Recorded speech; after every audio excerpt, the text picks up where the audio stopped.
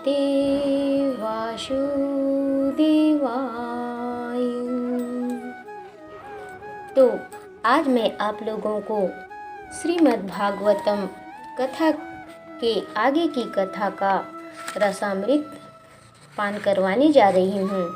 तो कथा को भक्ति पूर्वक सुनिएगा एवं आत्मसात कीजिएगा। तो कथा अब तक चल रहा था कि सूत गोस्वामी जो है दीर्घकालीन यज्ञोत्सव में लगे हुए जो समस्त ऋषिगण हैं उन लोगों के प्रश्नों का उत्तर वे दे रहे थे। तो इसी तारतम्य में सूत गोस्वामी जी को भगवान कृष्ण के अवतारों की कथा बोलते हुए देखकर दीर्घकालीन यज्ञोत्सव में लगे हुए समस्त ऋषियों में विद्वान तथा वयोवृद्ध अग्रणी जो सौनक मुनि हैं वे सूत गोस्वामी जी को निम्न प्रकार से संबोधित करते हुए फिर बधाई देते हैं कि आप बधाई के पात्र हैं जो आपको इन सब बातों का ज्ञान है, परम सत्य का ज्ञान आपको प्राप्त है। तो इस प्रकार से संबोधित करते हुए सौनक मुनि जो हैं सूत गोस्वामी जी को कहते हैं कि हे सूत गोस्वामी जी, जो आप बोल सकते हैं तथा सुना सकते हैं उन सबों में आप सर्वाधिक भाग्यशाली तथा सम्मानीय हैं। कृपा करके श्रीमद् भागवत की पुण्य कथा को कहें जिसे महान तथा शक्ति संपन्न ऋषि सुखदेव गोस्वामी ने राजा परीक्षित को सुनाई थी, उसी कथा को आप हमें सुनाइए। तो यह जो कथा है सर्वप्रथम किस युग में तथा किस स्थान में प्रारंभ हुई?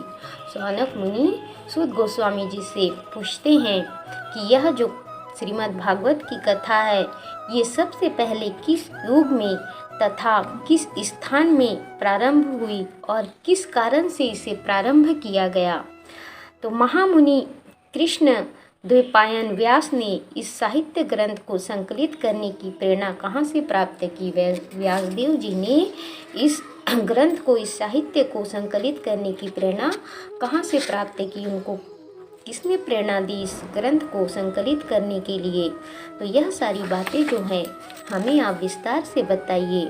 व्यासदेव के पुत्र परम भक्त समदर्शी ब्रह्मवादी थे जिनका मन सदैव ब्रह्मवाद में केंद्रित रहता था। सुखदेव जी का जो मन है वो हमेशा समदर्शी ब्रह्मवादी था और सदैव ब्रह्मवाद में ही उनका मन केंद्रित रहता था।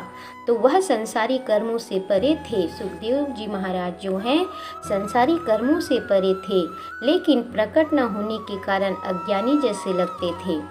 वे ज्ञान के भंडार थे लेकिन फिर भी वो अपने आप को प्रकट नहीं करते थे। वे इस प्रकार से रहते थे जैसे उनको कुछ नहीं आता है, वे कुछ नहीं जानते हैं, एकदम साधारण से अज्ञानी जैसे रहते थे। तो उनके मने वेशभूषा आचार व्यवहार को देखकर सबको ऐसा लगता था कि ये जो है अज्ञानी हैं। इस प्रकार से वे लगते थे, इस प्रकार से वे रहते थे, जबकि वे ज्ञान के भंडार थे कि ब्रह्मवाद में उनका मन हमेशा केंद्रित रहता था। तो आगे सौनक जी सूत जी से कहते हैं कि जब श्री व्यासदेव अपने पुत्र के पीछे पीछे जा रहे थे तो नग्न स्नान करती सुंदर तरुणियों ने वस्त्रों से अपने शरीर को ढक लिया। जब व्यासदेव जी अपने पुत्र सुखदेव के पीछे पीछे जा रहे थे, जब सुखदेव महाराज जो है संन्यास लेकर निकल चुके थे तो उनके पीछे पीछे जो है व्यासदेव जा रहे थे, क्योंकि सुखदेव महाराज जो है यज्ञोपवीत संस्कार और जो कर्मकांड करते हैं उच्च कुलों में, वे सब बिना किए ही वे निकल पड़े थे घर से। तो व्यासदेव जी अपने पुत्र के पीछे पीछे जा रहे थे तो नग्न स्नान करती जो सुंदरियां हैं, तरुणियां हैं, वे वस्त्रों से अपने शरीर को ढक लिए व्यासदेव जी को देखकर। यद्यपि व्यासदेव स्वयं नग्न थे, जबकि व्यासदेव महाराज स्वयं नग्न थे, लेकिन तरुणियां जो है तरुण स्त्रियां जो हैं वस्त्रों से अपने शरीर को ढक लिए थे। लेकिन जब उनका पुत्र वहीं से गुजरा था, जब उनका पुत्र सुखदेव वहीं से गुजरा था, उन तरुण नग्न अवस्था में स्नान करती हुई सुंदर तरुणियों के करीब से जब उनका पुत्र सुखदेव गुजरा था, तब उन्होंने वैसा नहीं किया, अपने शरीर को वस्त्रों से नहीं ढका। लेकिन व्यासदेव को देखकर वे तुरंत अपने शरीर को वस्त्रों से ढक लिया। मुनि ने इसके बारे में पूछा तो तरुणियों ने उत्तर दिया। जब व्यासदेव मुनि ने पूछा कि आप लोगों ने मेरे पुत्र को देखकर तो वस्त्र से अपना शरीर को नहीं ढका, लेकिन मुझे देखकर क्यों आप लोग अपने शरीर को वस्त्रों से ढक रही हैं, तो वे तरुणियों ने उनको उत्तर दिया कि उनका पुत्र पवित्र है, सुखदेव जी पवित्र है। और जब वह उनकी ओर देख रहा था तो उसने स्त्री तथा पुरुष में कोई भेद नहीं माना। और जब सुखदेव जी उन स्त्रियों की ओर, उन तरुणियों की ओर देख रहा था तो उसके मन में स्त्री और पुरुष के लिए कोई भेद नहीं था, स्त्री और पुरुष में वो कोई भेद नहीं देख रहा था, वो दोनों को ही समान समझ रहा था। इसलिए जो है वे सुखदेव जी को देखकर अपने शरीर को, नग्न शरीर को वस्त्रों से नहीं ढके, लेकिन व्यासदेव को देखकर वे तुरंत अपने नग्न शरीर को वस्त्रों से ढक रही थी। लेकिन मुनि तो भेद मान रहे थे, तो वे कह रही हैं कि आपके पुत्र ने स्त्री और पुरुष में कोई भेद नहीं माना, लेकिन आप भेद मान रहे हैं, इसीलिए हम अपने शरीर को वस्त्रों से ढक रहे हैं, क्योंकि आप पुरुष और नारी में अंतर समझ रहे हैं, भेद मान रहे हैं। तो कुरु तथा जांगल प्रदेशों में पागल, गूंगे तथा मूढ़ की भांति घूमने के बाद सुखदेव जी जो हैं कुरु तथा जांगल प्रदेशों में पागल, गूंगे तथा मूर्ख की भांति घूमने के बाद जब वे व्यासपुत्र सुखदेव जी हस्तिनापुर, जो अब दिल्ली नगर के नाम से जाना जाता है, वहाँ प्रविष्ट हुए, तो वहाँ के नागरिकों ने उन्हें कैसे पहचाना। तो यहाँ सौनक ऋषि जो है, सौनक मुनि जो है सूत जी से पूछ रहे हैं कि इस प्रकार से घर से निकलकर सुखदेव जी जब कुरु तथा जांगल प्रदेशों में पागल, गूंगे तथा मूढ़ की भांति घूमने के बाद हस्तिनापुर नगर में प्रविष्ट हुए, तो वहाँ के नागरिकों ने उन्हें कैसे पहचाना कि ये इतने महान विद्वान हैं, पंडित हैं, ज्ञानी हैं, तपस्वी हैं। तो राजा परीक्षित की इस महामुनि से कैसे भेंट हुई, जिसके फलस्वरूप वेदों के इस महान दिव्य सार भागवत का वाचन संभव हो सका। तो राजा परीक्षित की उन सुखदेव जी से कैसे भेंट हुई, जिसके फलस्वरूप वेदों के इस महान दिव्य सार भागवत का वाचन जो है उनके द्वारा संभव हो सका। वे किसी गृहस्थ के द्वार पर उतनी ही देर रुकते थे, सुखदेव जी किसी गृहस्थी के द्वार पर उतने ही देर रुकते थे जितने समय में एक गाय को दुही जा सकती थी। वे उस घर को पवित्र करने के लिए ही ऐसा करते थे, जिस घर में रुकते थे उस घर को पवित्र करने के लिए उस घर में रुकते थे। किसी के घर में वो ज़्यादा समय नहीं रुकते थे। एक गाय को धोने में जितना समय लगता था उतने ही समय तक वो किसी के घर में रुकते थे, उससे ज़्यादा समय नहीं। कहा जाता है कि महाराज परीक्षित उच्च कोटि के भगवत भक्त थे। सौनक जी कह रहे हैं सूत जी से कि कहा जाता है कि महाराज परीक्षित जो है उच्च कोटि के भगवत भक्त थे और उनके जन्म तथा कर्म भी अत्यंत आश्चर्यजनक थे। तो कृपा करके उनके विषय में हमें बताइए, परीक्षित जी के विषय में हमें बताइए।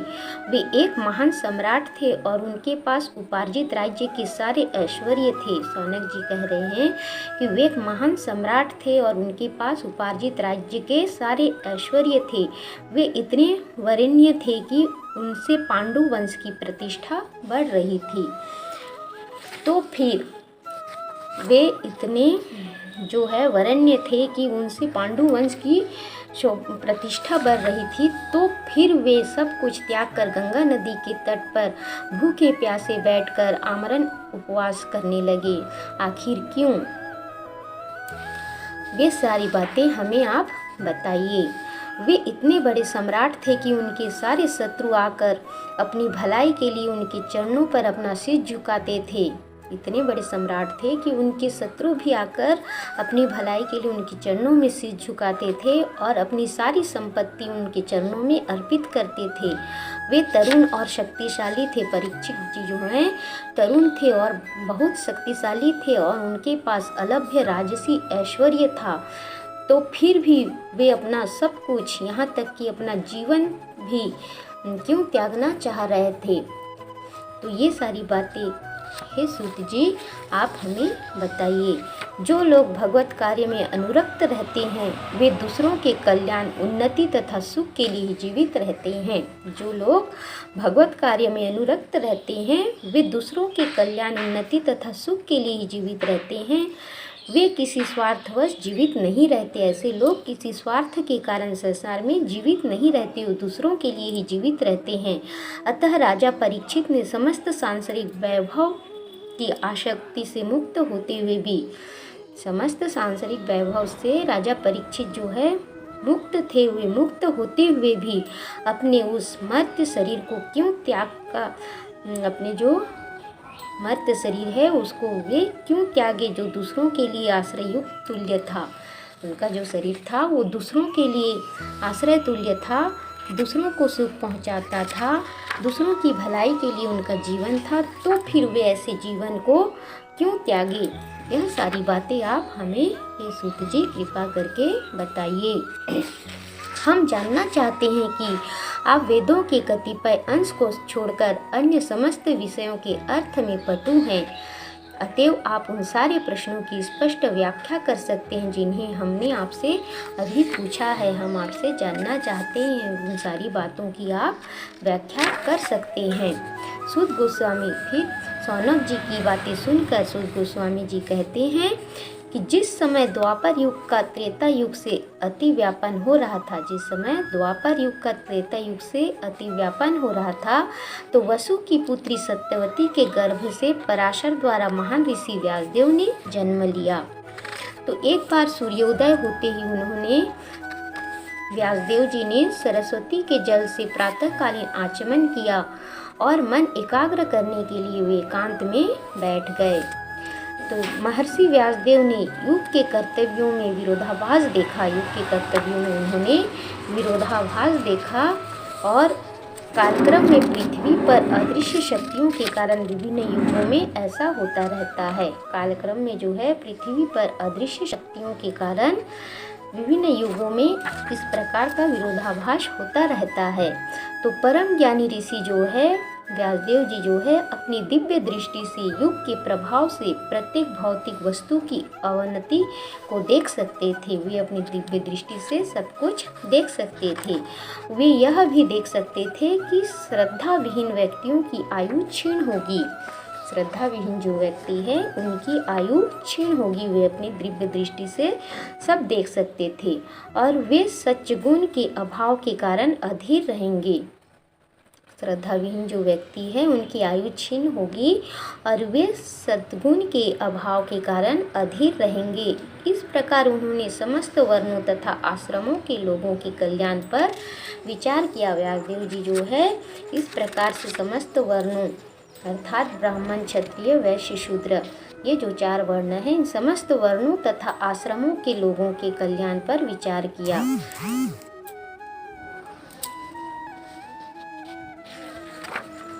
तो उन्होंने देखा कि व्यासदेव जी ने देखा कि वेदों में वर्णित यज्ञ वे साधन हैं, यज्ञ वे साधन हैं जिनसे लोगों की वृत्तियों को शुद्ध बनाया जा सकता है। यज्ञ से लोगों की वृत्तियों को शुद्ध बनाया जा सकता है। अतः इस विधि को सरल बनाने के लिए ही उन्होंने एक ही वेद के 4 भाग कर दिए।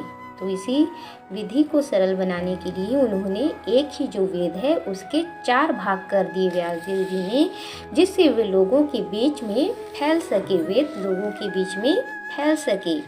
मूल ज्ञान के स्रोत जो वेद हैं के 4 पृथक विभाग किए गए, लेकिन पुराणों में वर्णित ऐतिहासिक तथ्य तथा प्रामाणिक कथाएं पंचम वेद कहलाती है। जो पुराणों में जो वर्णित ऐतिहासिक तथ्य तथा प्रामाणिक कथाएं हैं वे पंचम वेद कहलाती हैं। वेदों के 4 खंडों में विभाजित हो जाने के बाद पैल ऋषि ऋग्वेद के आचार्य बने। जब वेदों के 4 खंड हुए, 4 खंडों में वेद के विभाजित हो जाने के बाद पैल ऋषि जो है ऋग्वेद के आचार्य बने और जैमिनी ऋषि जो है वो सामवेद के आचार्य बने। यजुर्वेद के कारण एकमात्र वैशम्यपायन यशस्वी हुए और यजुर्वेद के जो आचार्य वे हुए वैशंपायन जो ऋषि हैं वे हुए। तो अत्यंत अनुरक्त रहने वाले सुमंतु मुनि जो है अंगिरा को अथर्ववेद सौंपा गया और बहुत ही अनुरक्त रहने वाले जो सुमंतु मुनि अंगिरा है उनको अथर्ववेद सौंपा गया और मेरे पिता रोमहर्षण को पुराण तथा इतिहास सौंपे गए। सूत गोस्वामी जी कहते हैं और मेरे पिता जो हैं रोमहर्षण उनको पुराण और इतिहास सौंपा गया। तो इस प्रकार से सबको अलग अलग विभाग जो है सौंपा गया। इन सब विद्वानों ने अपनी पारी में उन्हें सौंपे गए वेदों को अपने अनेक शिष्यों प्रशिष्यों तथा उनके भी शिष्यों को प्रदान किया और ये सब विद्वान जो है अपनी अपनी पारी में उन्हें सौंपे गए जो वेद हैं उनको अपने शिष्यों को प्रशिष्यों को तथा उनके भी शिष्यों को प्रदान किए।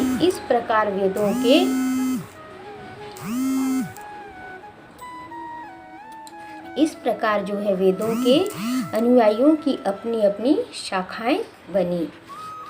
तो इस प्रकार अज्ञानी जन समूह पर अत्यंत कृपालु ऋषि जो है व्यासदेव ने वेदों का संकलन किया जिससे कम ज्ञानी पुरुष भी उनको आत्मसात कर सकें। तो इस प्रकार से व्यासदेव जी जो है अज्ञानी जन समूह पर अत्यंत कृपालु हुए और वेदों के संकलन किए जिससे कम ज्ञानी पुरुष भी ज्ञानी बन सके उसे जान सके। तो महर्षि ने अनुकंपावश हितकर समझा कि यह मनुष्यों को जीवन का चरम लक्ष्य प्राप्त करने में सहायक होगा। महर्षि व्यासदेव जी जो हैं वो अनुकंपावश हितकर समझा कि यह जो मनुष्यों को जीवन का चरम लक्ष्य अर्थात ईश्वर की प्राप्ति सत्य को जानना ईश्वर को जानना इसमें सहयोग करेगा। इस प्रकार उन्होंने स्त्रियों शूद्रों तथा द्विज बंधुओं के लिए महाभारत नामक महान ऐतिहासिक कथा का संकलन किया और इस प्रकार से व्यासदेव जी जो हैं स्त्रियों शूद्रों तथा द्विज बंधुओं के लिए महाभारत नामक जो महान ऐतिहासिक कथा है इसका संकलन किया। हे द्विज ब्राह्मणों, यद्यपि वे समस्त लोगों के समग्र कल्याण कार्य में लगे रहे तो भी उनका मन भरा नहीं। तो इस प्रकार से सूत गोस्वामी जी आगे कहते हैं, इस प्रकार मन में असंतुष्ट रहते हुए ऋषि ने तुरंत विचार करना प्रारंभ कर दिया क्योंकि वे धर्म के सार के ज्ञाता और मन ही मन कहा। तो इस प्रकार से मन में असंतुष्ट रहते हुए ऋषि जो है तुरंत विचार करना प्रारंभ कर दिया क्योंकि वे धर्म के सार के ज्ञाता और मन ही मन बोले कि मैंने कठिन व्रतों का पालन करते हुए वेदों की गुरु की तथा यज्ञ वेदी की मिथ्या आडंबर के बिना पूजा की है। मैंने अनुशासन का भी पालन किया है और महाभारत की व्याख्या के माध्यम से शिष्य परंपरा को अभिव्यक्ति दी है जिससे स्त्रियां शूद्र तथा अन्य द्विज बंधु लोग भी धर्म के मार्ग का अवलोकन कर सकते हैं। इस प्रकार जो है व्यासदेव जी मन ही मन बोले। वेदों के लिए जितनी बातों की आवश्यकता है यद्यपि मैं उनसे पूर्ण रूप से सज्जित हूँ तथापि मैं अपूर्णता का अनुभव कर रहा हूँ। व्यासदेव जी मन ही मन बोले कि वेदों के लिए जितनी बातों की आवश्यकता है मैं उन सभी से पूर्ण रूप से सज्जित हूँ लेकिन फिर भी मैं अपूर्णता का अनुभव कर रहा हूँ। हो सकता है कि मैंने भगवान की भक्ति का विशेष रूप से कोई संकेत न किया हो जो सिद्ध जीवों तथा अच्युत भगवान दोनों को प्रिय हो सकता है कि मैंने भगवान की भक्ति का विशेष रूप से कोई संकेत न किया हो जो सिद्ध जीवों और अच्युत भगवान दोनों को ही प्रिय हो। जैसा कि पहले कहा जा चुका है, जब व्यासदेव अपने दोषों के विषय में पश्चाताप कर रहे थे तो सूत गोस्वामी जी कहते हैं कि जैसा कि पहले कहा जा चुका है कि जब व्यासदेव अपने दोषों के विषय में पश्चाताप कर रहे थे उसी समय सरस्वती नदी के तट पर स्थित कृष्ण द्वैपायन व्यास की कुटिया में नारद जी पधारे। और उसके बाद क्या हुआ, तो श्री नारद के शुभागमन पर श्री व्यासदेव सम्मान पूर्वक उठकर खड़े हो गए और उन्होंने सृष्टा ब्रह्मा जी के समान उनकी पूजा की, नारद जी की पूजा की। तो आज की कथा यहीं तक, आगे की कथा फिर अगले समय। ओम नमो नारायणाय, ओम नमो भगवते वासुदेवाय।